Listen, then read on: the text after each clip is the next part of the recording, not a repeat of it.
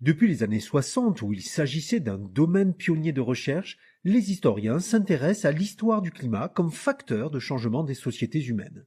Cette branche de l'histoire est appelée la paléoclimatologie. Cette science de l'étude des climats anciens, les paléoclimats, utilise 4 méthodes principales pour retracer les évolutions climatiques du passé.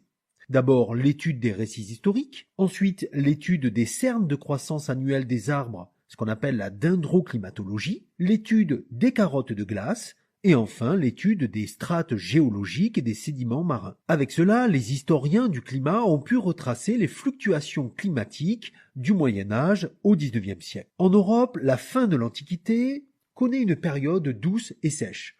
Pourtant, le début du Moyen Âge, à partir de 400-450, est marqué par une période humide et froide jusqu'au Xe siècle. L'historien Emmanuel Leroy-Ladurie a pu mettre en évidence que, dans la période 900-1300, l'Europe connaît un petit optimum médiéval. On appelle un optimum climatique une période chaude entre deux périodes froides. Ainsi, ce petit optimum médiéval se traduit par un léger réchauffement climatique. Même si ce réchauffement est léger, le changement a un impact sur les sociétés. De nouvelles forêts apparaissent, principalement composées de feuillus, beaucoup plus favorables à la pâture des troupeaux. La variation de température est favorable à l'agriculture. On peut ainsi cultiver en 1300 la vigne en Angleterre. Cette période connaît aussi les grands défrichements médiévaux, qui permettent une augmentation de la production agricole, le tout étant favorable à la croissance économique. Pourtant, dès le XIIIe siècle, en Europe du Nord et de l'Est, et un peu plus tardivement ailleurs,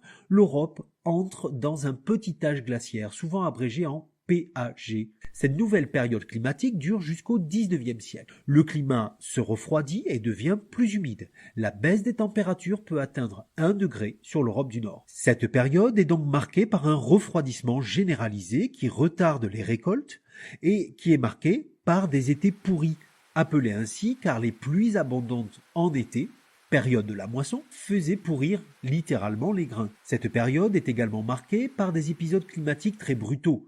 La Tamise, à Londres, gèle au milieu du XVIIe siècle. L'Europe connaît également le grand hiver de 1709-1710. Ce changement climatique a eu des conséquences sur les sociétés.